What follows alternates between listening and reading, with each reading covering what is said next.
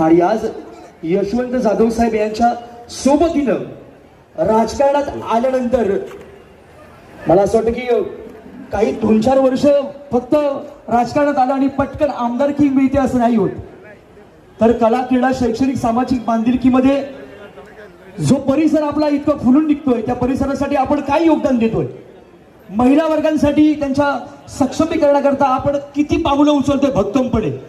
आणि मग तो आवाज सर्वप्रथम एका चाळीतून निर्माण झाला, तो फुटायला लागला आणि मग हळूहळू त्या परिसरामध्ये एक नाव मोठं झालं. आणि ते नाव म्हणजेच आज जो अखंड भायखळा विधानसभा ज्या माऊलीला, ज्या वाघिणीला जायंट किलरची उपाधी देऊन गौरवतो, त्या तुम्हा सर्वांच्या लाडक्या स्थानिक दमदार कार्यसम्राट आमदार सौ यामिनी यशवंत जाधव आपलं मनपूर्वक सहर्ष स्वागत करतोय.